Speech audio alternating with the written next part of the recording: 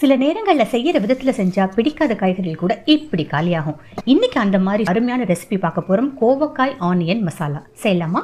கோவக்காய் நல்லா வாஷ் பண்ணி எடுத்துட்டு தின் ஸ்ட்ரிப்ஸாக நீட்டமாக இந்த மாதிரி கட் பண்ணிக்கலாம். ஃபர்ஸ்ட் முழு தனியா 1 டேபிள் ஸ்பூன், சீரகம் 1 டீஸ்பூன், காஞ்ச மிளகாய் 7-8, கொஞ்சம் கருவேப்பிலை எல்லாமே சேர்த்து வதக்கி தனியாக எடுத்து வச்சுட்டு அடுத்து 1 டீஸ்பூன் ஆயில் சேர்த்து நம்ம ஹீரோவான வெங்காயம் நல்லா 2 பெரிய வெங்காயத்தை நறுக்கி போட்டு சிட்டிகை உப்பு சேர்த்து பொன்னிறமாக வதக்கி எடுத்து வச்சிடலாம். அதில் கொஞ்சம் புளியும் சேர்த்துட்டு ஆற விட்டு அரைக்கும் போது ஒரு 4-5 பல்லு பூண்டு சேர்த்து நல்லா நைஸாக அரைச்சி எடுத்துக்கலாம். பேனில் ஆயில் விட்டு நறுக்கி வச்சு கோவக்காய் சேர்த்து நல்லா வதக்கிட்டு கொஞ்சம் மஞ்சத்தூள், உப்பு, தண்ணி தெளித்து மூடி வச்சு குக் பண்ணணும். அப்போ தான் கோவக்காய் சீக்கிரமாக வெந்துடும். ரொம்ப தண்ணி ஊற்றி குழையாக வேக வைக்கணும்னு அவசியம் இல்லை.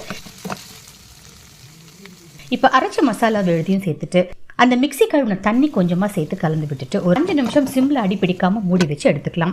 மல்லித்தழை தூவி இறக்கினா சூப்பரான ஒரு கோவக்காய் ஆனியன் மசாலா தயார்.